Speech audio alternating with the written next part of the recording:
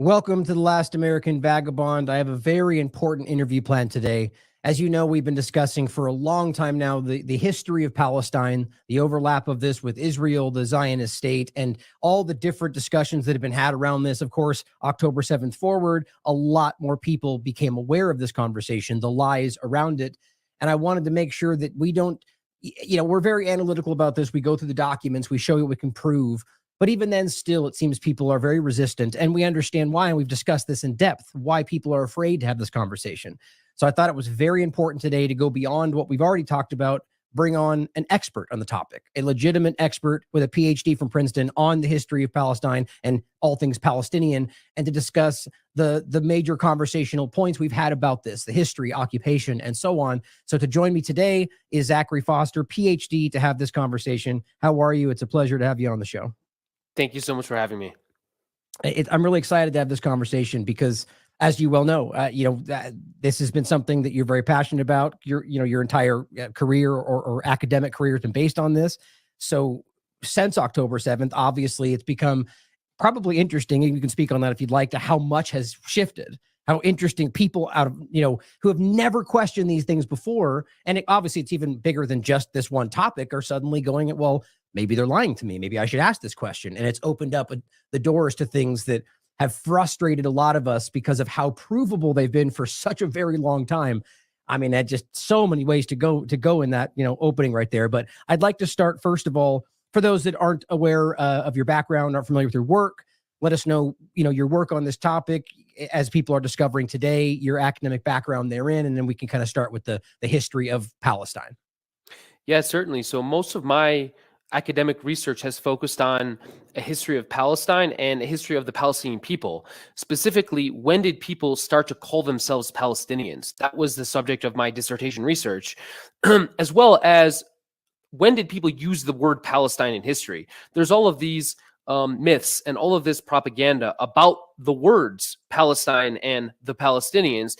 And the goal in my dissertation was just to try and get at the facts, right? This is very empirical research. It's when did people call the place Palestine, for what reasons, and who used the term, in what contexts, and then also when did people start to call themselves Palestinians? And the answer I settle on is the late 19th century.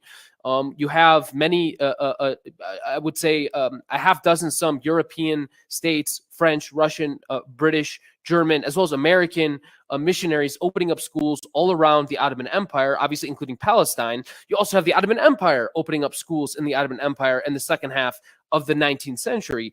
And it's in those schools, especially in my view, the Russian school, the Teachers Training Seminary Nazareth, where you start to get students calling themselves Palestinians beginning in the last decade of the 20th century. Very interesting. And obviously, I mean, just that basic concept is disputed from a lot of different directions, but this is why this is so important, that these are what you're discussing and what we're going to discuss today it's all academically based, provable documentation, which even then, conversations could be had about disputes in that, but it's not something that can be regarded as fantasy, right? That's the important part about this. So let's start with the general history there. So Palestine was a location, as I understand it, that wasn't necessarily regarded as a state by some locations, but it was necessarily a location that was regarded as Palestine before the Zionist overlap, right? So go ahead. Yeah, that's exactly correct. In fact, if you look at Zionist writings from the late 19th century, the earliest Zionists, they're all calling the place Palestine because that's what people in Europe are calling this region.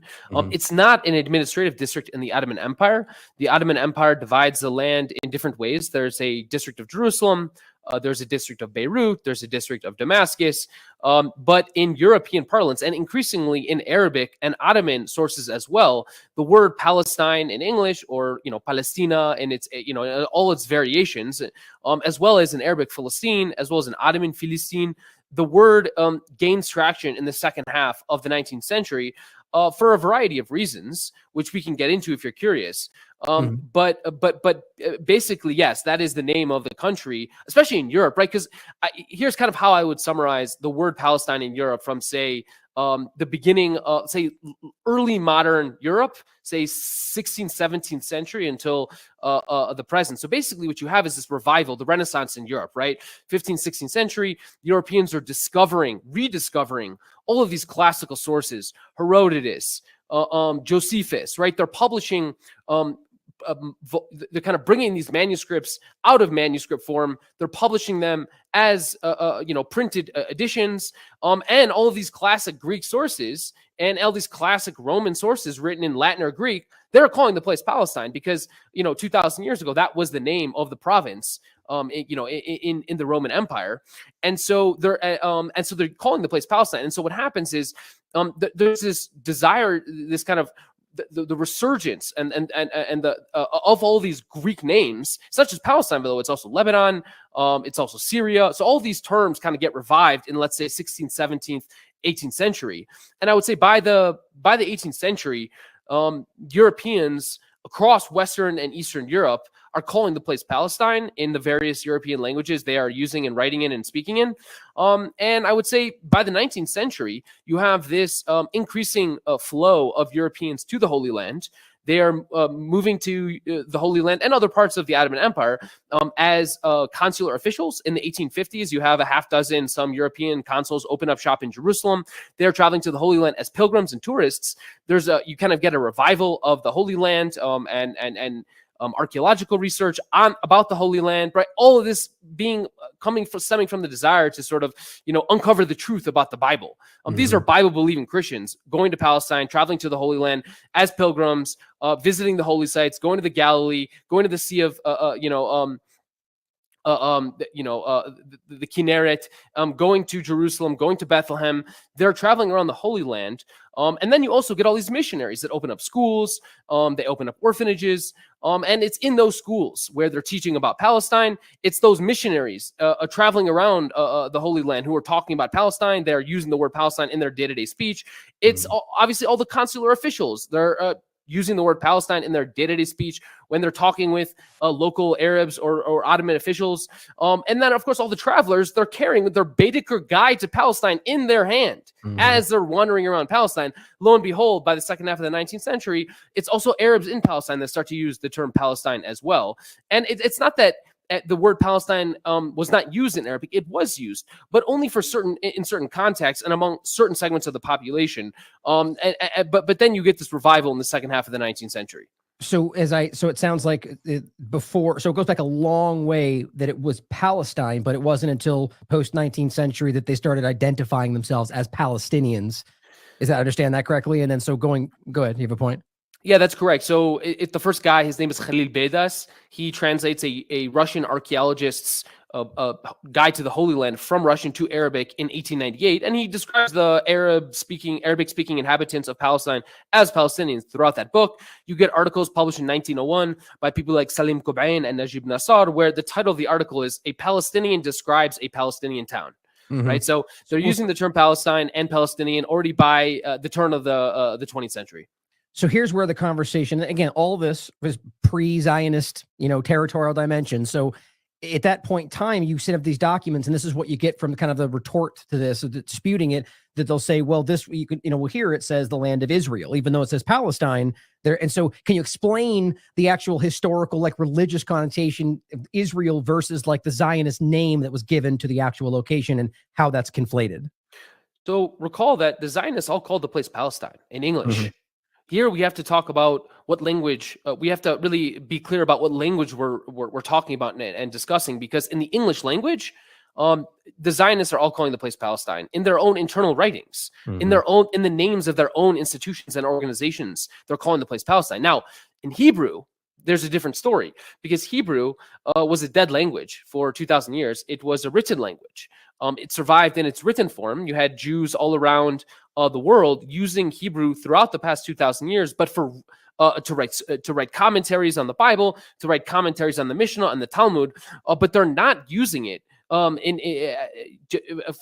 not speaking the language. The language died 2,000 years ago.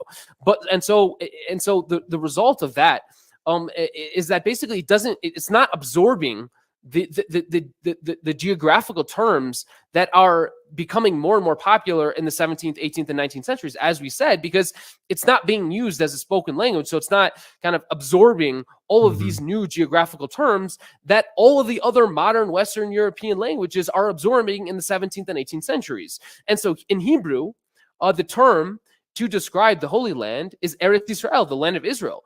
And so, once Hebrew becomes the, predominates among these Zionist immigrants to Palestine in the early, let's say, the 1910s, 20s, and 30s, because remember, there was a debate within the Zionist community. Should we use Hebrew? Should we use German? Should we use Yiddish, right? Should we use Russian, right? So Jews, all these European Jews spoke all these different languages, and eventually they settled on Hebrew, but there was a vociferous debate, and it was not the obvious choice. In fact, it was a very strong contingent of Zionist immigrants to Palestine that wanted the language of the Zionist community to be German, basically. And in fact, Hebrew University in its first few years used German, not Hebrew.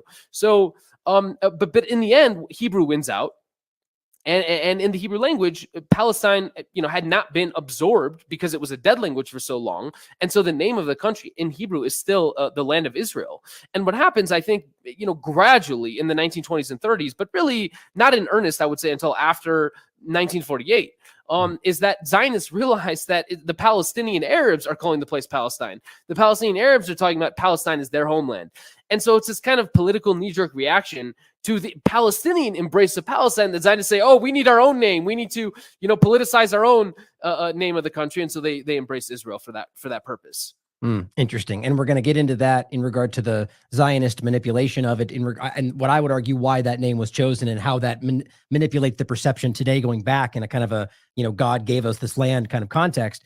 But it's interesting. Also, you mentioned German, and maybe we can just get into that now. I'm trying to decide if we want to, I was going to get into next the conversation of just, past the historical beginnings and get into the beginnings of the Nakba and in regard to that. Actually, first, before that, I just want to ask the general question, and let's just, this is a huge topic. So just a general quick kind of summation of it. And, is all of Palestine occupied or not? And obviously then I guess we should start with, is Gaza occupied? I think that's important. And then obviously, is all of Palestine occupied, going back to the beginning, in your, expert opinion on the topic?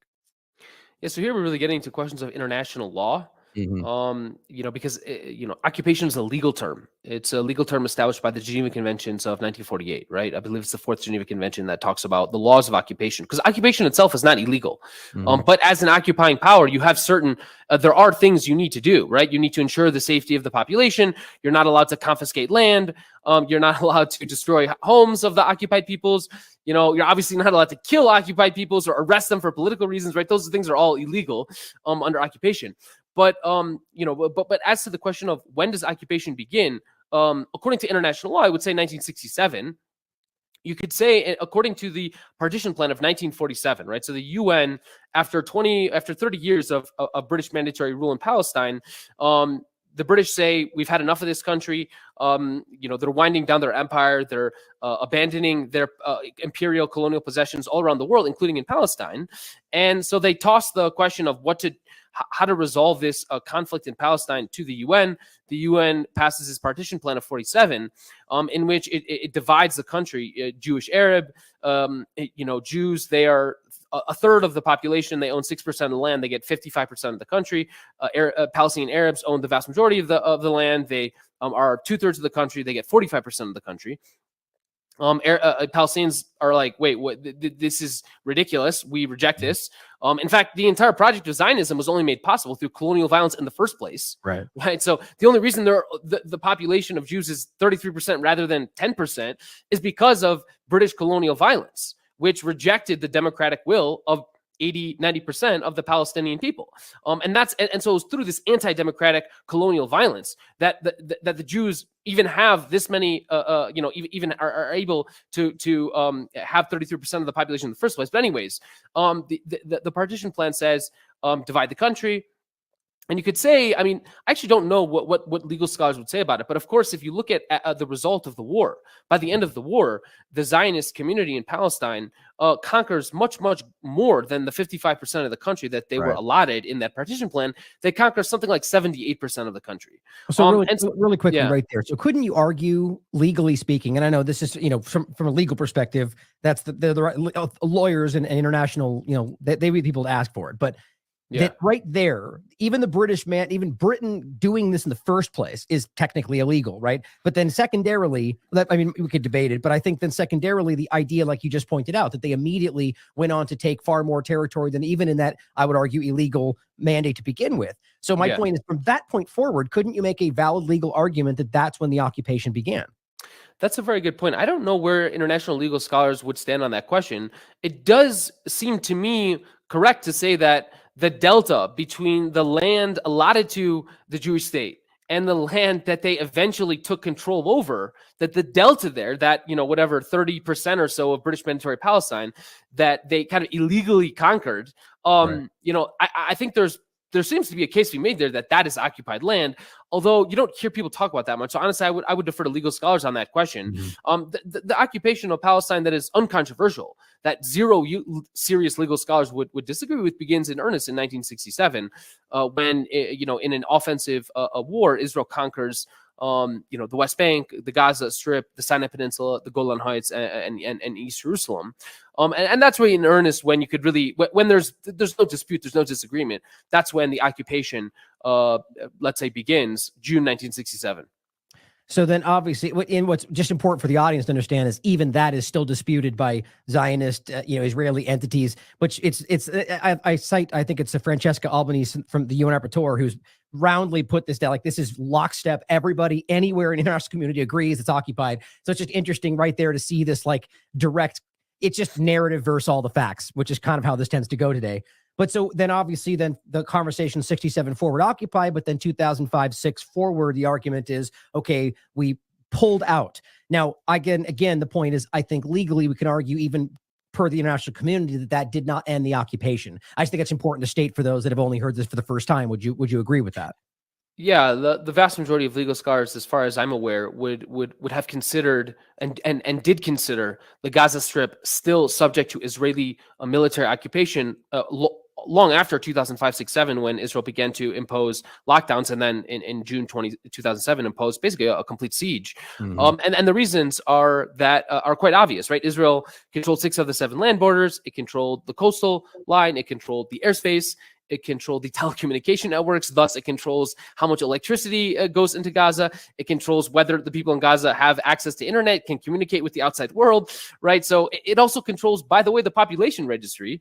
It controls the airspace. So when you consider all those things, Israel has the ability to completely, cut off Gaza from the outside world, and it had that ability for the past 17 years. So I think and it has the ability to starve all 2.2 million people in Gaza to death, which is what it's doing right now. So I think in a world where it has complete control of all the people living in Gaza, then it's not really a question of whether or not it is still the military, the occupying power in Gaza. Obviously, it is.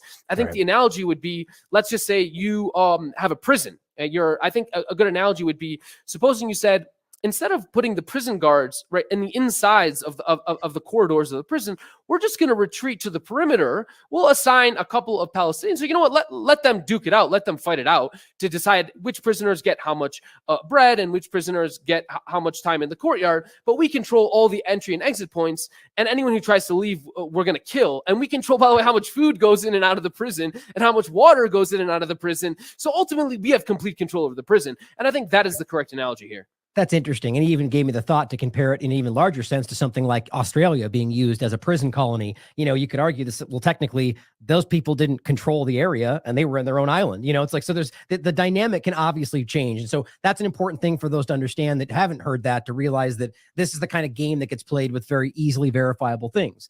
So to talk about well, since you mentioned it first, I want to talk about in general throughout this conversation. So let's bring it in the ongoing, the pogroms, the Palestinian pogroms that were committed, the Nakba that carried out. But you mentioned the registry. So what's interesting is this comes into the idea of why UNRWA specifically was even created, right? The idea of the right of return and the different information around that group. And I think that's why it's important to point out how they've been so attacked throughout all of this, because that is the one group that's kind of maintaining the documentation around the people and their right to return to, their rightful territory. So you have any comments on that in general before we move on to the next point? I would just say that refugees are refugees, regardless of whether or not they have UNRWA status, or regardless of whether or not UNRWA exists or doesn't exist. You could destroy UNRWA tomorrow, which is obviously what the Israeli government is trying to do, and that wouldn't affect the status of the Palestinian refugees. They will still be refugees.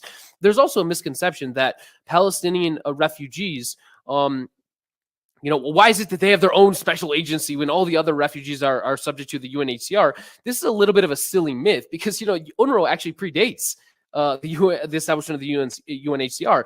It was first established in 1949, 1950. UNHCR isn't established until after, I think it's either late 1950 or 1951. So UNHCR actually comes after. And initially, UNHCR was established as a refugee agency for European refugees. This is, we have to go back to the early 50s, when I would say most Europeans were super racist at that time. Most Americans were also super racist at that time. So we need special refugee agencies for different types of refugees. So Europeans get their own refugee agency. Palestinians get their own refugee agency. The Koreans, they established a refugee agency for Korean refugees. And so that kind of explains why they have their own agency. And then there's one other myth I would like to dispel here, which is that there's also this myth that because Palestinians' kids are also considered refugees, whereas no other children of refugees are considered refugees. That is also a myth, by the way, a very insidious one, because basically, if the refugee agencies, the UN refugee agencies, will grant refugee status to the children of refugees themselves if those refugees are still in a state of refugeedom. They're still living in camps. They're still, basically stateless. And in such cases, and that's exactly what happened with Afghan refugees. In the case of Afghanistan, you have all these refugees, basically have been refugees for 20 years. And their kids who are in the camps, the refugee camps in places like Pakistan, they are also given refugee status. So this is another one of the very insidious myths that is spread by Israeli apologists to try to delegitimize Palestinian refugees. And in general, I would say, most of these myths are, like we said, fiction. So. Well, and to the point you made earlier, too, the obvious reality is that the international law and the UN has always maintained that the right of return, that they're supposed to be allowed back to and this is your point about occupation not always being illegal, right? The point is that it's made now illegal because of the continuation past. Well, again, so many different layers of this. Israel argues that the war is still ongoing, but the point being that they've maintained the occupation, that they're supposed to be allowed back to their land, and they haven't been. And I think this goes back to that point about why this is being targeted, because at least would muddy the waters about whether they're legitimately have a right to go back if they remove all the documentation. But to your point, that wouldn't happen, because they are still refugees, regardless of whether it's written down. And it's obvious that that's why they are continually, generationally refugees, because they've maintained the same illegal status this whole time. So this brings me to the point about Zionism in general. And this is such an important and wildly contentious point about our aspect of this conversation, because it's riddled with lies, verifiable lies that are foundational. Like, they go back to the crux of whether Zionism is even not just, the point should be made today that it's obvious Zionism is not a religion. Zionism is not Judaism, despite the forced overlap. But that, in fact, it seems to turn out that Zionism as a foundational aspect wasn't even religious, they didn't even care about it. And this goes back to Herzl and these different conversations. So I'd like to go in a lot of different directions with you on this, talk about the aspects of overlaps of Nazism to the origins of Zionism. But just to start out, what is Zionism for those that don't know? And let's talk about the beginnings of this as it relates to Palestine. Yeah, so maybe I'll actually just start with Judaism. Okay. Is a religion that goes back 3,000 years. Zionism is a political ideology that goes back 140 years. In fact, you could even say it goes back a bit longer, because the first Zionists were actually Christian, not Jewish. But prior to, so you could say Zionism begins in earnest in the 1880s, when Jews facing anti-Semitism in Europe say, well, the French won't accept us, the German won't accept us, we need our own state. And so and we can't, and so they search around that, maybe it's Uganda, maybe it's Sinai, maybe it's Argentina, but in the end they settle on Palestine because that's the only place they can actually convince Jews to move to. So Zionism is a political ideology that says Jews need to have a state, a Jewish state in Palestine. That's basically the ideology. The problem is that there's a people living in Palestine. They're overwhelmingly non-Jewish. They are overwhelmingly Arab Palestinian, Muslims, and Christians.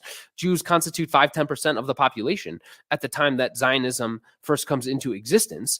And so I would really describe Zionism as a political project trying for decades and decades and decades to figure out how to settle, how to colonize Palestine, and then how to turn those little colonies in Palestine into a state. Mm-hmm. And all of that eventually, and how do you build, and then how do you turn those Jewish colonies into a Jewish state in a land that is still 2/3 Arab Palestinian in 1948? Well, you expel the indigenous inhabitants, which is exactly what happened in 1948. And colonialism, right? You bring in people from other locations to take over, and it's so this is where it's interesting though, the origins of this. The point being made that Theodore Herzl being an atheist, the foundation of this being about manipulating the population. Now, people could debate that for a very long time. Who knows if these people changed their mind and suddenly found God? All the arguments we made that this was really based on wanting to protect Jewish people. But there's a lot of evidence that contradicts this true intent. Let me ask you point blank before we get into these overlaps. What do you think about the argument being made by plenty of academics? I can go into some of these comments about Zionism being essentially the manipulation of Judaism, utilizing the religion to manipulate the Jewish people to basically serve as kind of like a barrier between Zionism and what would be accused of the responsibility for their actions, like we see today. Well, look, what I would say is many of the earliest Zionists were themselves deeply anti-Semitic. And I know that sounds crazy, but let me just unpack that. Theodor Herzl, he obviously published, his most famous book was The Jewish State, Der Judenstaat, but he also published another text about 15, 16 pages long called Die Maschel, which, excuse my German pronunciation, but, and I don't know if we're going to get canceled for saying this, but that word in German translates to, in English, it translates to kike. It is basically a derogatory term in German, used to describe Jews, and that's the title of his text. And the first sentence of this pamphlet that he publishes is basically, if you do not support Zionism, you are a Maschel. Okay, and that's because Herzl, like many of the other early Zionists, Max Nordau was similar.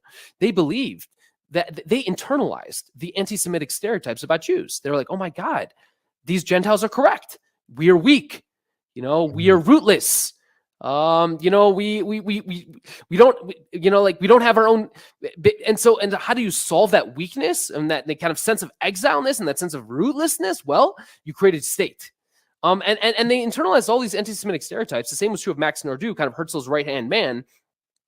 If you look at his texts, he was a very popular writer in the 1880s, published a bunch of very popular books, which are replete with anti-Semitic stereotypes about Jews. He talks about how Jews are, diseased with leprosy, and, how Jews are politically shrewd, things that if I said on Twitter, I would get canceled immediately for. So how do you frame that though today? Obviously, to me, that suggests that this was a lie, right? That this was about trying to manipulate. I guess my point would be, my question would be, do you think that they really internalized this? Do you think this was actually about trying to protect these people, or more so about trying to use them, which in fact, I would point out today actually puts them in more risk, in more danger, or which way do you see that? Was it byproduct or intentional? Yeah, they're trying to refashion the Jew, right? Mm-hmm. They're disgusted by Jews. They see these ultra-Orthodox Jews who living in the shtetls in Eastern Europe, massacres being committed against them every few years, and they're disgusted by it. They're like, wow, these people, they just accept the subjugation. They're weak, and so Max Nordau talks about we need to be muscular Zionism. We need to build physical strength, right? And then Jabotinsky says, no, we need to pick up arms. We need to learn to fight. Right, so they're disgusted by this sense of exile and rootlessness and weakness, and they say no. Yeah, go ahead. No, sorry, I just want to miss. And Jabotinsky's the overlap with the Lehi Irgun kind of like terrorist arm of this, right? I just don't want to forget. Let's go into that next. Go ahead. Yeah, exactly right. I mean, and by the way, they're also super racist, right? So like Arthur Rupin, who was another early Zionist, very important Zionist, ran the political office in Palestine for in the 1910s. He didn't want Ethiopian Jews to migrate to Israel because they would then mix with the European Jews and basically, they were racially impure and they would taint Jewish blood. Right. So these Europeans, they believed in Europe. They all believed in kind of high European culture. They were also, they kind of looked down. They thought the Palestinians were, backwards and, they hadn't changed in thousands of years. And just these kind of like uncouth, uneducated peasants. Right. That was the attitude. Right. That they were very European in that sense. Right. And they shared those very like deeply racist views that most Europeans had at the time. And so they were also super racist against, not just Ethiopian Jews, but also Jews from Muslim and Arab countries. Right. And that was, I would say, the predominant view among European Zionist immigrants from the 1880s all the way to, say, the establishment of the State of Israel and long beyond that. And I just discussed this in a recent show. There's a CIA documentation discussing this at the time, literally citing that the Zionists were willing to sacrifice the Jews in those Arab nations to achieve what they wanted. And this was now you could argue the CIA is wrong or lying, but this was a CIA document where they're discussing about the Zionist origins. I just find that to be very interesting with this discussion. To me, that screams that it's not concern, but rather just using whoever they can to achieve what they want. And again, that's just my opinion, but I think the intention appears to be clear based on the fact that if you're acting like you're doing this for the protection of Jews, but you go, well, not them or not them, we only like this group. That seems pretty in and of itself disgusting. I mean, that's a, reprehensible mindset, so this gets into the overlap of the kind of fascist elements that's what I quite frankly, I think what you described there, we see right to this very day, the idea of even Ethiopian Jews, ask how they're treated today in Israel, right? I mean, it's very obvious that carries. And the idea that this was about trying to achieve this state at all costs, any cost, and even trying to align themselves with the Nazi Party, which again is, I mean, a year ago, if you even said that outwardly, people would freak out and call you a racist. But today, suddenly, people are going, wait a minute, there's something, and because there's provable documentation. So would you go into that for me, and even just more than even just Nazism, just the effort to try to align with fascist entities, even like Stalin, to try to achieve this, and what you think that means? Yeah, there's an interesting collection of documents published. I can't recall exactly when, but it's a collection of documents about Zionist collaboration with the Nazis. Right. And yes, this is well known among people who study the history of Zionism closely. But yes, of course, the Zionists and the Nazis, I would say, up until the Nazis decided to exterminate Jews, which didn't happen until 1942. But basically, up until that point, I mean, especially in the 30s. The Zionists and Nazis, both wanted to rid Europe of the Jews, right? For different reasons. Zionists wanted to establish a Jewish state in Palestine. They needed more Jews to migrate, right? Recall as late as 1930. Only 20% of Palestine was Jewish, and that they owned a tiny percentage of the land of Palestine, right? So, the movement was essentially failing. As late as 1930-31. And then with the rise of Hitler in 1933, obviously things started to change, and you get this massive wave of Polish and German immigrants beginning in 1933.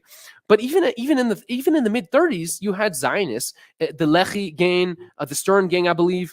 They were actively speaking, there were these back channels opened up between these Zionist militias in Palestine with the Nazis, because they both had the same goal of ridding Europe of the Jews, obviously for different reasons, but nevertheless, shared goals, and so there were discussions that took place. And can we collaborate here on basically sending all of Germans, Jews to Palestine? But just for the record, just the pronunciation, so there's no confusion. I said Lehi, but how did you pronounce it? Lehi. Lehi. Okay, so people understand we're talking about the same thing. And correct. And then the Stern gang, that's part of the Irgun aspect of it, right?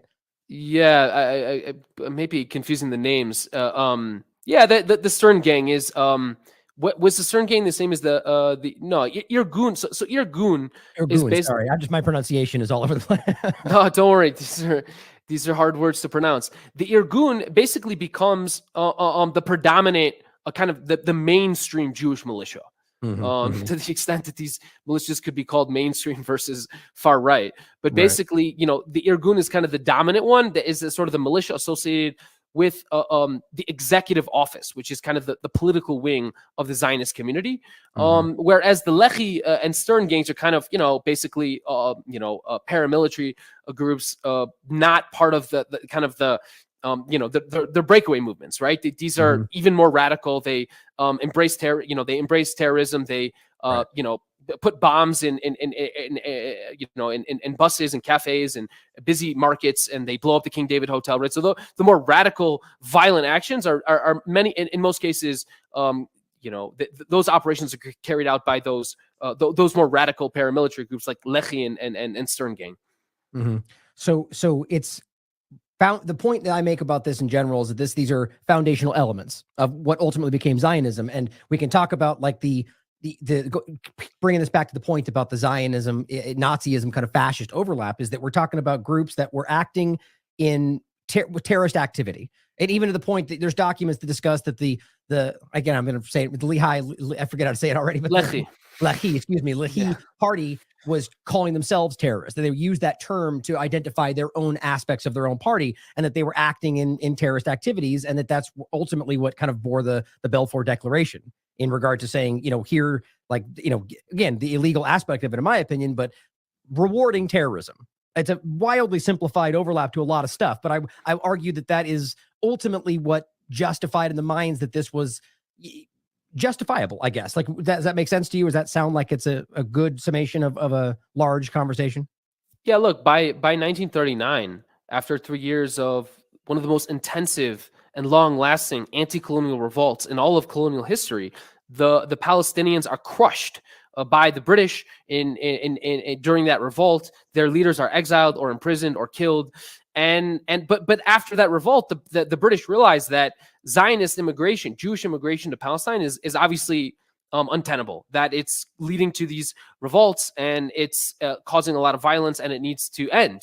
And so they basically passed this white paper that puts restrictions on the number of Jews that can enter Palestine. And obviously for the Zionists, this is totally unacceptable. And so that's when they really turn to much more extreme forms of resistance to British colonial rule, including obviously targeting innocent civilians and carrying out all these atrocities.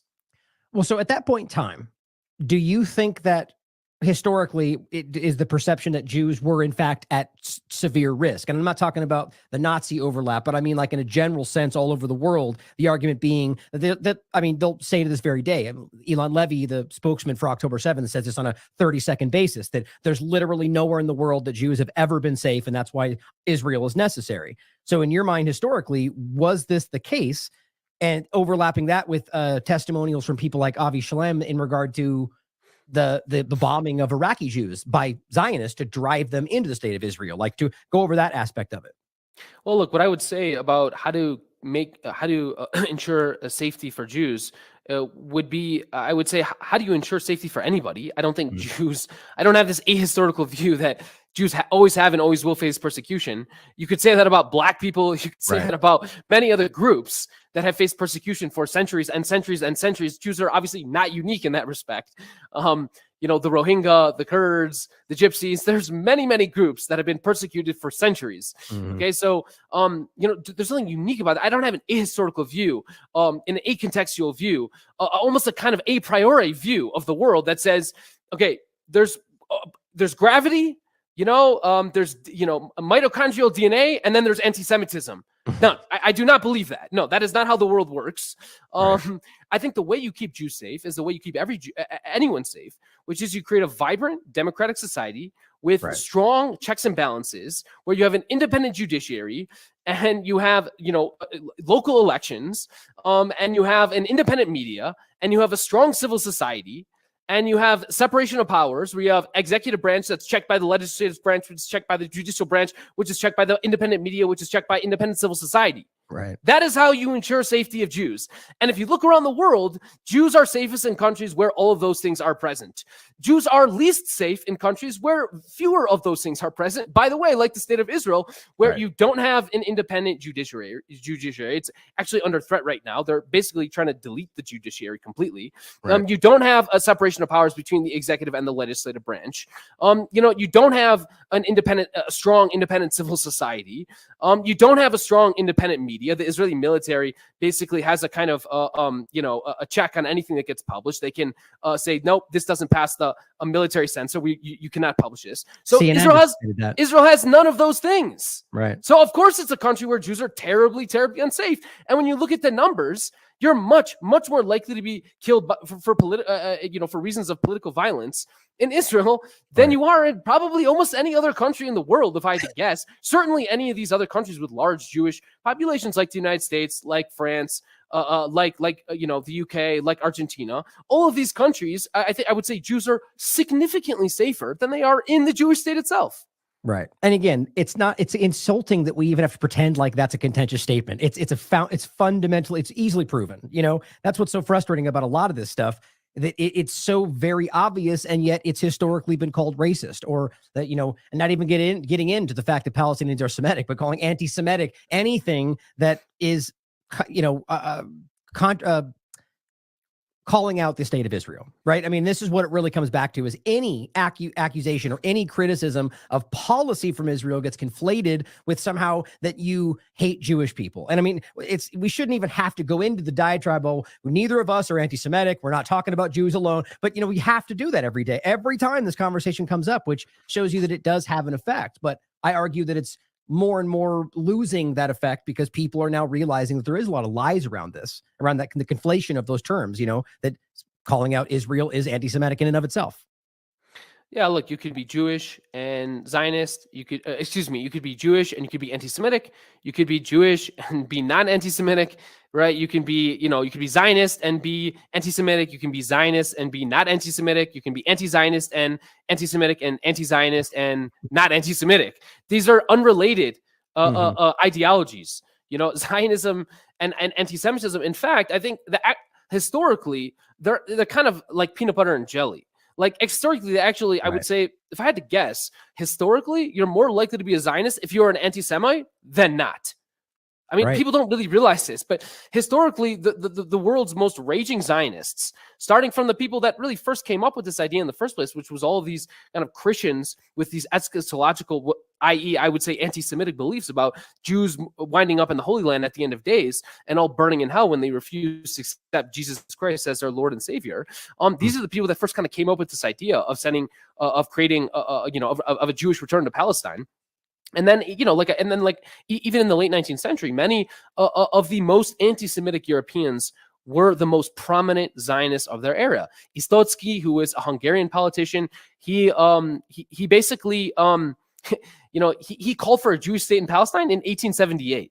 Okay, this is basically before Zionism even existed. Right, so I'm saying the Christian anti-Semitic Zionists predated the Jewish Zionists, And then in the 1880s and 90s, he became the spokesperson for the anti-Semitic movement in Hungary, and was directly responsible for the deaths of many Jews.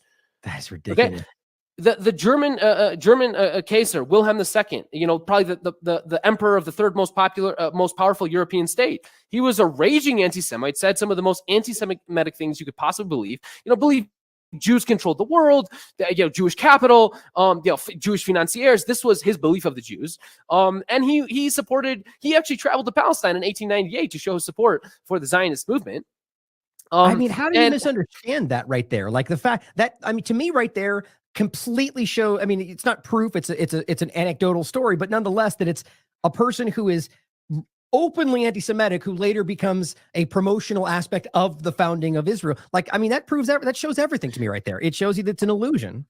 Arthur Balfour, who is probably the most famous Zionist of all, owing to the Balfour Declaration calling for the establishment of a Jewish state in Palestine, in 1905, when he was Prime Minister of Britain, so he was the most powerful person in the world, let's say at the time, he was directly responsible for passing legislation to keep Jews out of the UK, okay? At a time when Jews were slaughtered in the thousands in pogroms in Eastern Europe. So he also has blood on his hands. He has Jewish blood on his hands. He's directly responsible for the deaths, let's say, of many, many thousands of Jews, or maybe indirectly responsible for having explicitly closed the door to Jewish immigration to UK at a time when Jews were being slaughtered. And then he ends up becoming the most famous non-Jewish Zionist in human history after he authored the Balfour Declaration that you just showed on screen. So there's a long and deep history of anti-Semitic Zionists. And I think that kind of settles the question of, can you be, is it possible to basically, like, are anti-Semitism and does being anti-Zionist necessarily make you does being anti-Zionist, does that necessarily make you anti-Semitic? Well, obviously not, right? Because all the anti-Semites were actually the most raging Zionists of all. Yeah, I mean, I think that makes it very, very clear. And I'll just kind of put a cap on this segment. And again, there are 1,000 different things we can get into, but it's just stuff like this that really kind of blows me away. That Haaretz, who is, I mean, it's a mixed bag over the years, but because of people like Gideon Levy and others that I think have been done a great job showing breaking some of these stories, like even going back to things they call blood libel, like poisoning wells. Haaretz broke a story about how that was actually a provable document from their own military information. It's just so crazy. But this is Haaretz. Zionist militia's efforts to recruit Nazis in the fight against the British are revealed. It just shows you this. You can't pretend. And then I'll also include things like Dan Cohen breaking this down in regard to other documents that show, again, even Haaretz in this very article talking about how this group, the Zionism, was working with Nazi Germany even after the final solution had begun, at least according to Haaretz. This stuff is really incredibly obvious, and it just begins to continue to show the point that I'm making, that I believe, based on other academics like Avi Shalom and others that make these arguments, that this was more of a manipulation, right? This was more of a utilizing what is a group of people that you think you could mobilize, that you think you can manipulate, and it doesn't have to be all encompassing, but I think you can clearly see that some elements were like that. And then you even bring this into the conversation of how this applies to the current situation. And we could talk about Hamas, but the idea being that really, when you consider an illegal occupation, which again, this is what it's deemed even by international community, and then bringing in illegal settlers, which is what they continue to do, that's a de facto human shields, right? I mean, that's what you're all really talking about here. Go ahead. We've reached a new level where these days, if you go to a place like Humsa in the northern West Bank, or Masafir Yatta, or Helbet Humsa, all of these Palestinian communities where you have Israeli settlers and the Israeli military coming on a daily basis, no longer weekly basis, but daily basis, to harass them, destroy their homes, destroy their property, confiscate their animals, slash their tires, basically just commit acts of terrorism all the time against these people. And in many cases, it's not even clear who's military and who's civilian, because the settlers are themselves dressed in military garb. They're all carrying guns, regardless of whether they're military or settlers. They're all half dressed in military garb, anyways. There couldn't be a better definition of the exploit, basically hiding behind human shields. The Israeli military is completely embedded with the civilian population in the occupied territories to such an extent that, in my view, the entire operation, the entire military occupation of the West Bank, is deeply, deeply guilty of hiding behind, Israeli civilian human shields. Right. And that's why they're there. That's literally why they're there, to protect these Israeli civilians, when in fact, actually what they're doing is they're embedding with them and going on these terrorist, operations, harassing Palestinians. And you're exactly right. I think the expression that every Israeli accusation is actually a confession, and I think the use of human shields would be a case in point with regard to that that expression. Yeah, and I think what's obvious, and real quickly, since you mentioned the West Bank, I just want to include this, since, just realize this goes well before October 7th. About 4,000 Palestinians displaced in the West Bank. I think 2023 was deemed the most deadly year for Palestinian children before October 7th, stuff like that. It's so insulting. But the human shield conversation, it goes beyond just the settlers, right? Because if you talk about the armed settlers, let's put it that way, even now they've been sort of given even public official capacity by Israel post October 7th. But then we've talked just the illegal settlers that in the kibbutz and other areas where they're just families.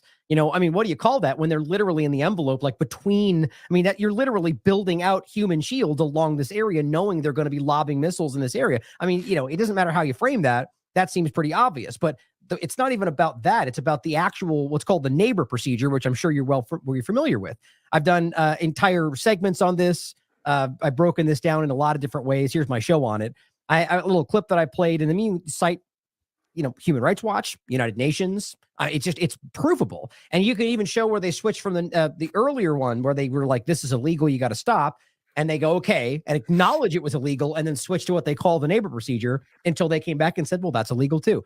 And they never stopped doing it, And so it's just so incredible. Do you have any thoughts on this or any number of other things? And we'll come back to Hamas about the open secrets, like the incredible amount of things that we know, like, for instance, the open secret of Palestinians or organs being stolen. These aren't hyperbole, guys. These are provable documentation. The UN has spoken about this for years. It's crazy, right? Go ahead and talk about that stuff for me. Yeah, I actually wrote a thread on this back in December because one of the things that Secretary of State Anthony Blinken and U.S. President Joe Biden kept regurgitating was that, the Israeli military is acting in self-defense, and what are the Palestinians? They are using human shields, right. Of which, at least certainly in this last conflict, I haven't really seen much evidence for. But in fact, there has been voluminous evidence over not just the past couple of months, but over a period of many, many decades of the Israeli use of human shields that you just showed on screen, one such incident. But in November 2023, you have reporting, you have, in many cases, there are videos, there are photos. As you can see, there's photographic evidence. We don't even need to be speculating. We have the documentation and the proof. Right. But you have dozens of these incidents perhaps hundreds of these incidents over the past 20, 30 years. November 2023, Middle East Monitor reports Israelis blindfold Palestinian detainees and use them as human shields in the West Bank. May 2023, Israel soldiers use human shields in the West Bank. March 2023, in Nablus, you have Israeli forces using human shields. They handcuff Palestinians and then ask the Palestinian to walk into a house in front of them so that in case there are militants, it's the Palestinians will be shot, not the Israeli soldiers. You can go back. There's dozens and dozens of reported cases, not just from the UN, not just from Human Rights Watch and B'Tselem, but from media organizations that don't have a horse in the race, that are just trying to report about what is going on. And ABC Australia had a brilliant investigation in the early 2000s. The Goldstone report talks about this. There's a half dozen to a dozen some Palestinians who report being used as human shields in the 2008-2009 Goldstone report. So we're talking about dozens, if not hundreds of incidents, whereas on the Palestinian side, it's actually hard to find very many documented cases at all of Palestinians using human shields. So it's just such a duplicitous effort on the part of the U.S. Government, particularly Biden and Blinken, to be making these statements about the Palestinians when in fact it's the Israelis who are doing it. Right, but this is more not really even a question because it's more we can't solve this on the show today. But it's like I just want your thought on this. It's so infuriating for somebody like me that does this on a daily basis, just kind of trying to break the information to people, trying to get the source material to people. And you have these kind of conversations, and it's not just unique to this. As we're talking, like the organ theft conversation is very prominent, right? There's been breaking stories. The UN has covered it. There's been stories that go all over the world, not necessarily back to the Israeli government, but Israeli entities do it. It's stuff like this, or conversations like torture, where you have an Amnesty International report that proves it happened in just November 8th forward, or just the very conversation of civilian targeting, or how about just the idea of apartheid? Like, it's amazing to me that you have these provable, on and going conversations that didn't just start October 7th, as you know, that have been proven, whatever that means these days, by the UN multiple times. And yet today something new starts, and it's as if we start anew.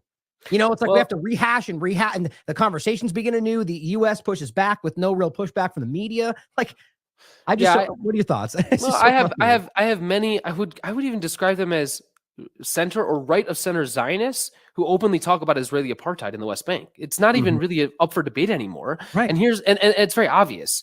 The Israeli government has stated very openly and very directly and very clearly, it will never give up the West Bank. The West Bank is a part of Israel. It's part of greater Israel.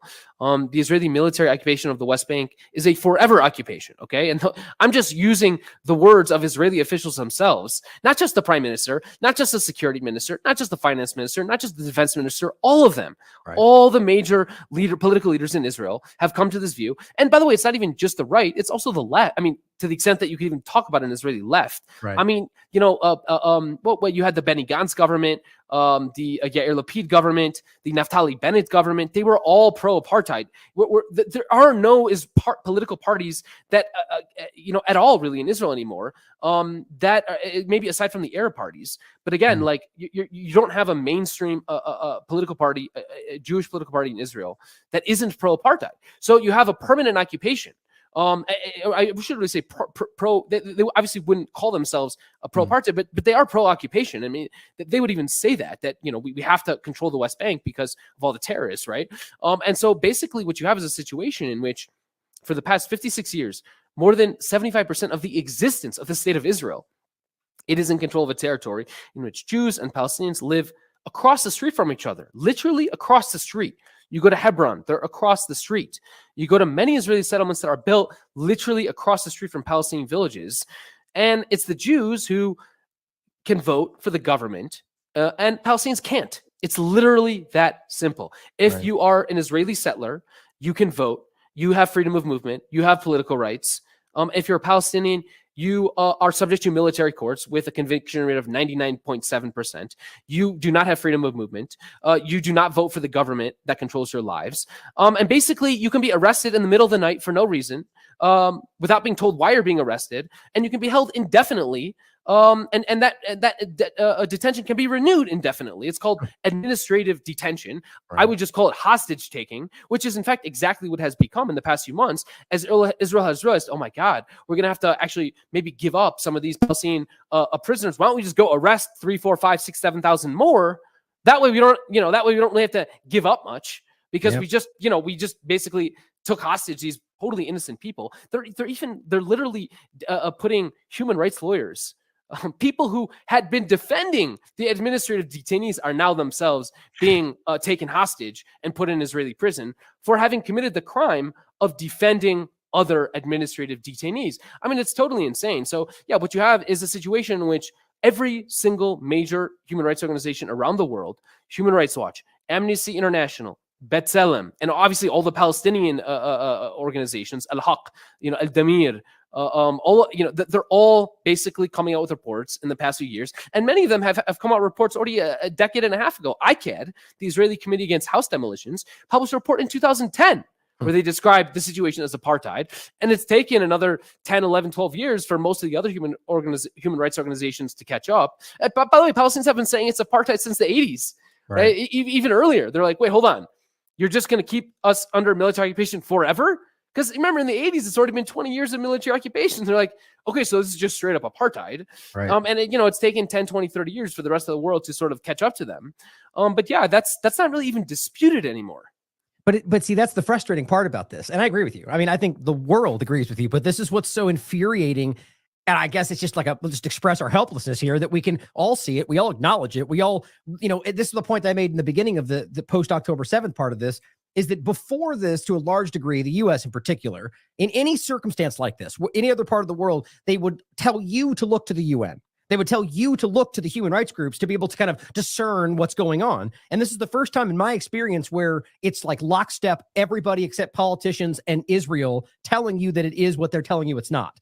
And, so it's just and that's why most people have kind of been jarred free from this, which in my opinion shows that this has been a belligerent kind of shooting yourself in both feet Israel action because of what happened on October 7th, I guess, thinking they can get away with it. There's some more things to go into there, but I just think it's so incredible that we have this many provable things that, that Kirby can stand up and just be like, I disagree. It's like, okay, we just move forward. It's just really incredible. I think it speaks to the fact that we're, for the first time for a lot of people, seeing through this very thin veneer of we're the good guys, or rules-based international order that is foundationally the opposite, like on a whole scale that I think people are uncomfortable becoming to terms with. Unless you have any comments on that right there, let's talk about Hamas. Yeah, sure. We can move on to Hamas. So before Hamas was called Hamas, it was actually called the Islamic Collective, Al-Mujamma' Al-Islami, and it was an Islamic charity organization founded in 1973 by Sheikh Ahmed Yassin, a Palestinian who himself was expelled from his home in 1948. By the way, most of the founders of the organization, Abdulaziz Rantisi, they were exposed to horrific violence as children. Abdulaziz Rantisi, when he was 8 years old, the Israeli military entered they entered Khan Yunis in November 1956. This is the first time Israel occupied Gaza, and grounded up every male above the age of 15, lined them up in the city center, and executed them. It was a massacre.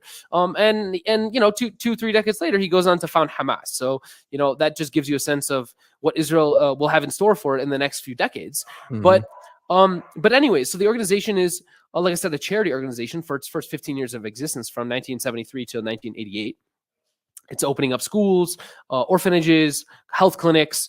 There's a focus on women's empowerment. They, help. There's, women's employment initiatives, and also obviously Islamic preaching. Right, it's an Islamic organization, an offshoot of the Muslim Brotherhood, and so that is basically how the organization is operating for a decade and a half. And by the way, that's the reason why in the early 80s, it's the Israeli military that funds and supports the organization out of the Israeli military's goal of trying to weaken and undermine the PLO, the organization it thought it was its main adversary. And this is classic colonial policy, divide and rule. My enemies are much easier to defeat when they are divided. And so Israel empowered Hamas. And in fact, Israeli officials in the early 2000s came out and basically said Hamas was a creature of the state of Israel. Right. That's their words. Because they were in charge of giving the organization money, help it establish all these cells all around Gaza and the West Bank.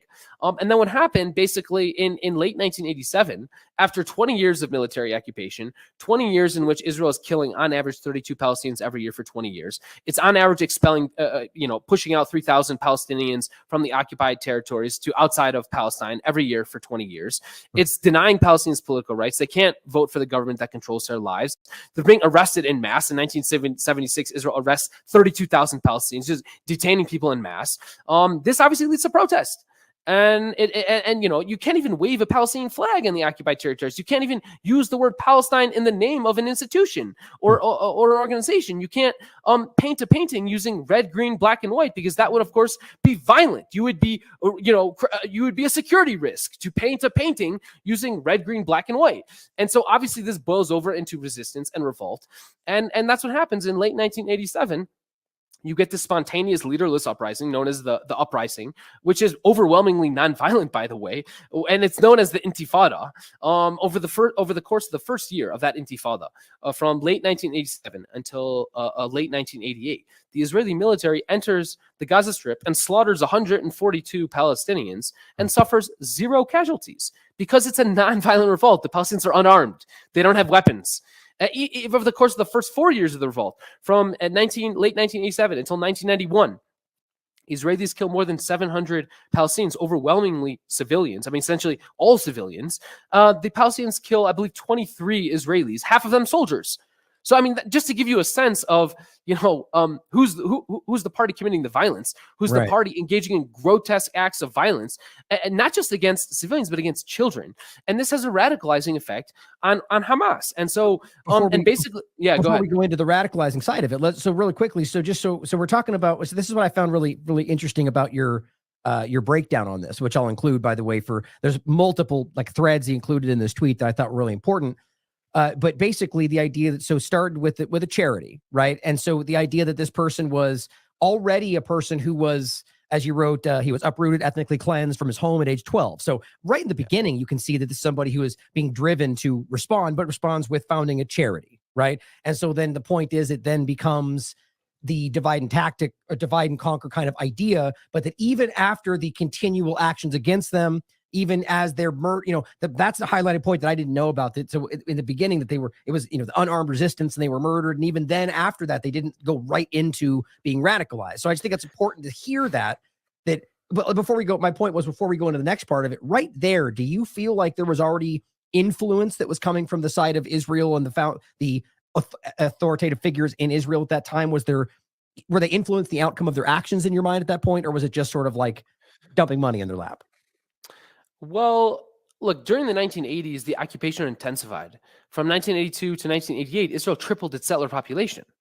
And so in the 6 years prior to Israel, to the outbreak of the first Intifada, Israel is dramatically expanding its control of the occupied Palestinian territories. And it's closing down universities. It shuts down Birzeit throughout the 1980s. Basically you get this is expected, right? The longer the occupation lasts, the more resistance it will generate. I mean, this is just common sense, right? So, and so the 1980s, Hamas is actually, the Al-Mujamma al-Islami during the 1980s is actually accused of, collecting weapons. So that, maybe in the 1980s, it already starts to kind of transition from more of a charity organization to maybe more political organization. But it's really not until... But that's kind of my question right there is, do you think that was, it's your opinion, right, based on the history, do you think that was genuinely already the beginning of them, which, again, you could make a legal argument for why that's simply armed resistance, just so that's clear, but do you think that was them being driven by Israel to become the thing that they used to divide, or was that genuine response to, occupation, in your opinion? No, my view would be that, no, I think the organization, first of all, it was apolitical because political organizations were banned. You have to remember, obviously, Ahmed Yassin, believes that Palestinians should be free in 1973 when he establishes Al-Mujamma al-Islami, as all Palestinians in the occupied territories do. No one desires to be subjugated. Just because it's illegal to organize politically doesn't mean he doesn't want to organize politically. Obviously he does, but it's illegal. He'll be thrown in prison. He'll be arrested. He'll be detained. He'll be tortured. And in fact, his son was tortured in front of him. He actually, this is little known, but he sat in an Israeli prison. Basically, after Hamas carried out its first attack in 1989, they killed 2 Israeli soldiers in 1989. They arrest Ahmed Yassin, they bring him to prison, and they torture his son in front of him. And to try and get him to confess that he was the one that established Hamas's military wing. Okay, so but in any case, I think it's worth actually backing up before that, because in 1988, in that first year, really when Hamas is kind of going through this transition, they actually seek out a peace deal with Israel, and this is so little known. There's only been, as far as I can tell, one scholarly account of this. I don't know why more people haven't written about this, but you get Hamas's number 3 in command, Mahmoud al-Zahar. He travels to Tel Aviv in, I believe, March 1988. He meets with then Israeli Foreign Minister Shimon Peres, and he says, I'm open to peace. Then he goes back to Tel Aviv on June 1st, 1988, meets with then Israeli Defense Minister Yitzhak Rabin, and basically makes the proposition that we're looking at right now. He says, look, if Israel declares its intention to withdraw from the occupied territories, allows a neutral third party like the UN to administer free and fair elections, if Israel releases Palestinian prisoners, then we're open to peace. Right. But obviously this fell on deaf ears, right? Because Israel had to withdraw from the territories that it had been massively extending and expanding and intensifying its control over for the previous 6 years. In fact, for the previous 2.5 decades. So literally like what's happening today. I mean, exactly. Literally what's happening with the ceasefire discussion. It's exactly the same conversation, which is pretty incredible to think how long this has been going on. So there could have been peace with Hamas on June 1st, 1988. And that we could have avoided all the bloodshed that we've seen since then. There would never have been any suicide bombings. There would never have been any rocket fire. There would never have been any kidnappings. It could have all ended. But but Israel had to give up control. It had to give up land. It had to basically say, look, we will make peace with you. We will stop occupying you. We will release the people we detained for political reasons. But obviously Israel had no intention of doing any of those things. That's just such a powerful connection right there for people to think about. Is that, so you said 1988, correct? Yeah, Right. this is June 1st. This is before Hamas's charter comes out in August 1988. Before Hamas had officially committed to violence. Right. They could have made peace with Israel, but well, that's the point you make in your thread, is that this was the last attempt, it seems, on the record for Hamas to say, we want this officially to come to an end. And in Israel responded by essentially assassinating one of the people involved with the attempt to make it happen. Right. And the bottom line is that it ends up driving Hamas to realize, well, there's only one action that they're going to respect. Right. I mean, it's not hard to understand that, whether you can agree with that choice or not. It's the reality that, and again, this is where it does make sense to understand that under the Fort Geneva Convention, a occupied territory has the right to armed resistance, armed rebellion. So that means that that's a legal act anyway. And there's crimes that can be committed in that legal act. That's the point I make about October 7th. When acting in that resistance was legal, but acts of taking civilians, shooting civilians, those are crimes. Same thing you could point out about any U.S. war in the world, right? It's the same conversation. So it's really interesting that you can see that in the ceasefire conversations that we're seeing today, same points being made, where Netanyahu will publicly tell you, nothing will agree to nothing that includes pulling our forces out, to a permanent ceasefire, and then Hamas has the full deal. They've been, even I think BBC and AP covered this since the first week. They've been putting forward a full exchange for a full ceasefire, and Israel keeps refusing. And then every time Israel offers a small portion of that, Hamas says, well, that's ridiculous, to your point, because you'll just scoop them back up and bomb them later. And then all the propagandists online say Hamas refused a ceasefire. And it's just this cycle. So that's a very important point you just put together. I haven't heard that before. That's important. Yeah, I mean, and if we go back to Hamas's evolution, it was like we said in 1989 where they carried out their first attack on an Israeli military target, and in fact, most of the attacks they carried out from 1989 through 1994 were against Israeli military targets, and especially like symbolic ones. Like they killed the head of the Israeli police in Gaza, right? So they're killing the people who are occupying them and destroying their lives, right? And that, I mean, like you said, like occupied people have a right to resist. But of course they do not have the right to carry out attacks on civilians. Right. And it's really, like I said, they did carry out some attacks on civilians in those first 6-7 years, but it's really not until 1994 when Baruch Goldstein, the American Brooklynite, goes into the Ibrahimi Mosque in Hebron and slaughters 29 unarmed Palestinians worshiping during the month of Ramadan, of all times and of all places, and goes on this killing rampage. It's only after that incident that Hamas really embraces violence, and then over the course of the next 10 years, kills more than 1,000, together with Islamic Jihad, killed more than 1,000 Israeli civilians. Over the course of that same 10 years, Israel kills more than 3,000 Palestinian civilians, right? So just to put things in perspective. On that point about the bombings in the area, were those bombings that were into Israel proper, or are these like attacks that were out on the outskirts? I would argue it makes a difference, at least from their perception, if they believe that they're bombing what would essentially represent the human shield kind of dynamic. Not that let's to be clear, nobody should argue that human shield somehow justified the act of killing the people involved with it. Only Israel's making that argument. No one else should, because I think it's ridiculous. But nonetheless, do you feel that that's what their mindset might have been, that's why that might have started to happen? There was a number of interesting pieces conducted in the late 90s with Hamas militants where they're interviewed and asked, why is it that you joined this organization? Why did you carry out these attacks on Israeli civilians? And they all come back and say the same thing. They say, well, they kill our civilians. They kill our children. They kill our women. So it's okay for them to do it, but not for us. Right. That is basically the argument that's used. And then when you look at the trajectory of the violence, it checks out. They basically take a turn. They move further in the direction of violence whenever Israel commits these grotesque massacres. It was one of their first major attacks on Israeli civilians was December 1990, which came 2 months after October 1990, when the Israeli military police go up to I believe it's on the Al-Aqsa Mosque compound and slaughter 21 unarmed Palestinian protesters. So it's these acts of violence carried out by the state of Israel and the Israeli military and the Israeli military police that push Hamas further and further in the direction of violence. That's what happens during from December 1987 till December 1988. That's what happens in October 1990. That's what happens in 1994. And that is basically, and then of course you could even really take this all the way to the present, which is that's what happened on October 7th. It's after 16 years of being besieged, of being caged, of being denied the ability to have a normal life, have a normal economy. 5 wars waged on the Gaza Strip, during which time more than 3,500 innocent Palestinian civilians were slaughtered.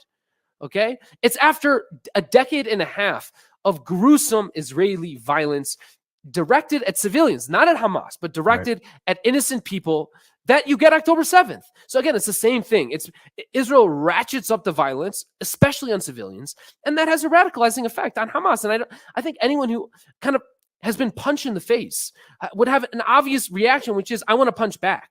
And that is basically human instinct. And that's what we're witnessing, I think, here with Israel and Hamas over the past 30, 40 years. I agree completely. And this brings me to the point in general about the ongoing situation. It's not new to the October 7th forward part of this. And you put out a tweet in regard to is after Israel conquered Gaza, the West Bank in 67, it wanted to depopulate Gaza. So that was an interesting kind of endpoint to discuss how this has been, the historical documentation, the research shows that this has been an ethnic cleansing program from the very beginning. And this was not really about some kind of like back and forth, trying to figure it out dynamic that's been framed for however long. And of course, I'll include the ones I've showed many times. Haaretz, making sure you understand the point that you made earlier, that they are on the record saying that they want to fund and support Hamas in order to make sure they keep people divided, knowing that this led to exactly where we are right now. So it's always been this. So explain that, the historical, why that's so important to understand that this has been the way it's been the whole time. I actually just published a piece on Friday titled Israeli Attempts at Depopulating Gaza, a brief history. So if you go to, if you just tab over to About, and then click on the newsletter, just click on that button, Palestine in your inbox, of the newsletter, and just scroll down a bit. That first piece there, Israeli attempts to depopulate Gaza. So, just in October 24th, we got the most recent news that Israel had this secret plan that was leaked. Right? They don't want you to know, but it was leaked. It was a plan produced by basically a think tank associated with the Defense Department, in which they say, our goal is to expel every single Palestinian, all 2.2 million Palestinians, from Gaza to North Sinai. And that plan has a 56-year-long history. In the immediate aftermath of the June 1967 war, in which Israel conquered and occupied Gaza and the West Bank, there were meetings held by the Israeli cabinet. And June 18th, 19th, they decided we're going to hold on to Gaza. We're going to annex Gaza, but not before we figure out a way of getting rid of most of the Palestinians living in it. Right. Because they obviously want the land because it's part of historic Palestine, but they don't want the Palestinians living on it. They especially don't want the Palestinians refugees who are living in it. And so for the first 3-4 years of Israel's occupation of Gaza, this is little known history, but they basically adopt all of these. There's a secret committee. There's a secret, basically a group within the Israeli government that is tasked with figuring out a way of basically depopulating Gaza. And so there are two approaches. The first approach is basically get Palestinians from Gaza to go to the West Bank, to go to Jordan. They're trying to get Palestinians to go to Jordan. And in the first 6 months of 1968, they convinced 20,000 Palestinians to go to the West Bank. Sorry, to go to Jordan. Because remember, now the West Bank is now being occupied by Israel. So they convinced 20,000 Palestinians in 6 months. So the plan appears to be working. And then in the second half of 1968, they convinced another 12,000 Palestinians to go to Jordan. But then in the end of 1968, Jordan's like, no more Palestinians. And that plan kind of basically fails. But then they're like, okay, we got a plan B. They're basically trying to convince Palestinians to take these one-way tickets to the three countries they choose are Paraguay, Brazil, and Libya. Basically, wherever they can bribe officials in these countries to accept. Basically, they're bribing these like Paraguayan and Brazilian and Libyan officials in 1967, 68, 69, and they're buying up land in these countries and trying to convince Palestinians to accept the one-way ticket. They have to forfeit the right to ever be able to return to Palestine. Obviously, that's the whole point. Israel wants to depopulate Gaza. It doesn't. Owing to its desire to maintain its Jewish demographic majority and domination, it wants the land, it doesn't want the people. So it's trying to basically get rid of all the Palestinians in Gaza.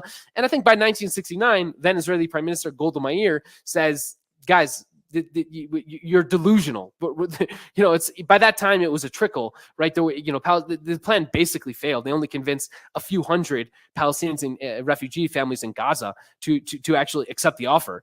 But yeah, this is and so that was 1968. By the way, they tried the same thing in 1956 when they occupied Gaza for like 4 or 5 months from October 1956 to March 1957 when they occupied Gaza. They tried the same thing. They tried to convince Gazans to take one-way tickets and leave. And now we're seeing the same exact thing. And actually the current plan, the October 24th, 2023 plan, actually has a 20-year history itself to it. But for the past 20 years, you've had these kind of internal memorandums published by these Israeli senior military officials trying to convince basically Palestinians to go to North Sinai. And kind of establish almost like a pseudo-Palestinian entity in North Sinai.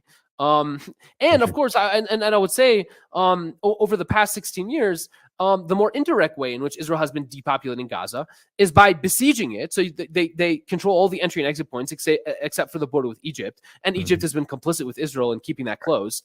But basically, they control the entry and exit points, and so if you're a Palestinian, you want to I don't know, go travel abroad or go study abroad. If you want to basically leave this tiny little strip of land, the only option is basically flight, is by getting on a boat, just like we've seen over the migrant crisis and the refugee crisis in Europe, where you have tens, if not hundreds of thousands of refugees, Eritrean refugees, Somali refugees, Afghan refugees, Lebanese and Syrian refugees getting on boats and traveling to Europe. Gazans have been doing the same thing now for the past 16 years, and it's a very underreported trend. You have probably tens of thousands of Gazans who have gotten on boats or gone out via Egypt, but basically abandoned Palestine, left Palestine for the hope of a better life, outside of this basically open air prison. So that is how Israel has gone about depopulating Gaza over the past 56 years. Yeah, I mean, and it's again, like everything else we're talking about, it's a provable, documented reality. And I'll even include this that goes into the current aspect of this. This was October 15th. Egypt, quote, considers deal to accept 100,000 displaced Palestinians in exchange for U.S. debt relief. Another way that they're always using that coercive tool that they, modern day debt slavery situation. But what's funny is this even goes back before. I think they gave them something like hundreds of millions of dollars right before October 7th for the same kind of conversation, which just adds to a whole nother hypothetical, how much do they know kind of conversation there. But I mean, I think it's very obvious that this is about the same thing it's always been about. And I think that's what your work is so important. It highlights that this has been racist is an absolutely correct word for this, but it goes deeper than that, right? I mean, it's apartheid is something especially dark where these people have been, just kind of relegated to this dark corner of the world where nobody cares about any of the crimes committed against them like we do, at least they pretend to in all these other locations. And it's just all on display. And that's why people feel so helpless, right? Like we just can't have an effect on things. And I think we're just realizing, a lot of people for the first time, that we never really have had an ultimate effect on the outcome. I'll include the WikiLeaks breakdown of that plan you discussed, where they proved that it was real, for those that holds more weight for people that, understand the process. And let's see, I was going to add one more thing. Well, just in general, I'll leave us with this clip. I wanted to end in general on the point about all of this kind of coming together in the reality of the way the world is seeing this today. Like that for the first time in a very long time, I've never seen this many people willing to entertain things, even as you're getting this aggressive pushback from a very, very, very powerful element of propaganda, of lobbying. And, it's overwhelming how powerful it is. And I think that we're still seeing change. And I think that it's almost overwhelming to see how, despite how much they push, it still keeps going forward. The revelations still keep coming. And I guess I want to end with, where do you think the average person should be putting their attention? How do we effectively stop this in a sense of two things? The immediacy of the children starving to death right this moment, and the continuation of the bombings, even as people see it, even the U.S. pushes back a little bit, versus like the long-term problem that I think we all know is going to continue even after this stops. What should people be doing? And even wrapping in like the regional conflict side of this, what people want to know what they should do. Look, activism is a very personal thing. And there are many different ways to be an activist. And I think for each person, it's going to, that kind of activism is going to look very different. And I think what I would say is, I would encourage everyone to try to find the leverage. Where is it that they can have an outsized impact relative to the effort that they put in? Is it that they're an executive at a company? Okay, well, just make sure your company is not profiting off Israeli genocide, right? That, if you're living in a city which has an Elbit factory, well, guess what? You can go direct action. You can protest in front of the people making the bombs and the drones that are murdering Palestinians. Or maybe you're you're a great writer. Maybe you should be writing. Maybe you prefer to protest. So get out to the streets. Maybe, you are very well connected and a lot of people. And so it's the coffees and the one-on-ones and the talks with the family over the family dinner table and your friend group. And maybe it's just convincing one person who may not really know much about Palestine to send them a link, send them an article, send them a video, send them a podcast. So I'm not going to pretend like I have an answer. Maybe you are politically connected and know politicians who can actually have a much more direct impact. Well, then your leverage is different than my leverage because I don't know any politicians. So. Right. So I do think that there's no right, or maybe you're an influencer and you're always promoting products. Well, maybe you should talk about how you're not going to start buying these products that are profiting off Israeli genocide. So I think there's no right or wrong answer here. There's a plethora of things anyone can do, and I just think it's incumbent upon all of us to look at where they think they have leverage in the system, and then try to apply that leverage as best they can. Well said, man. I think that's a great way to think about it. It's not just, obviously always in general, do what you think is correct. Do what you think is right. Like, but then to his point, there's ways in your life that you can apply leverage in ways that others can't. And I think that's a really great way to think about that. And yes, that does come with some uncomfortable positions, right? Maybe you will get some weird looks from your coworkers and so on. But I think we're at a point in the world right now where this is, it's always been necessary, but I think it's becoming almost impossible not to, with what we see, the way we see things changing, the way people are waking up to this.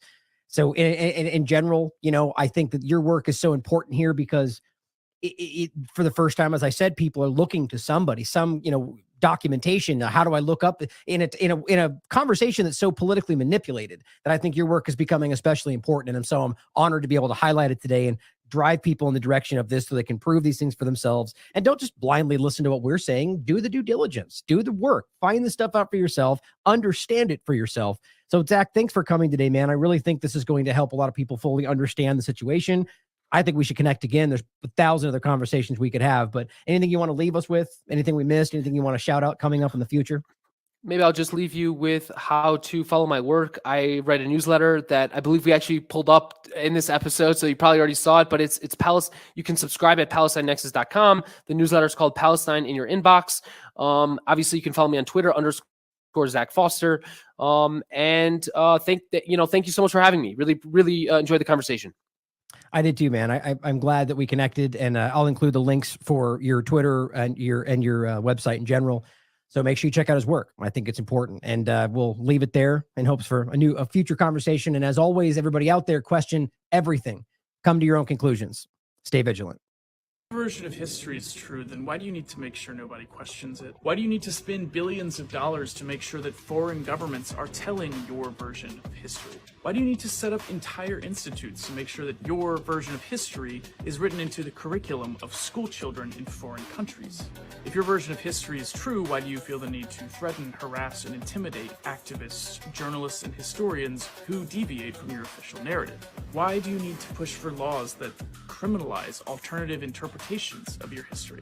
Why is it that any deviation from your official narrative has to be labeled anti-Semitic and immediately dismissed? Why do you so desperately need to enlist the help of Western media to make sure that your version of history is the only one that gets told? If your version of history is true, then why do you need to slander anyone who questions it? Why must you go to such extraordinary lengths and trouble to codify your propaganda into guidebooks, textbooks, history books, and geography books? Why do you need to manipulate public opinion, suppress scholarly inquiry, and instill the fear of social and professional disaster into the minds of anyone who deviates from your narrative?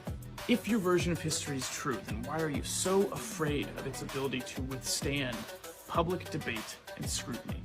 If your version of history is true, then why do you need to hide from it?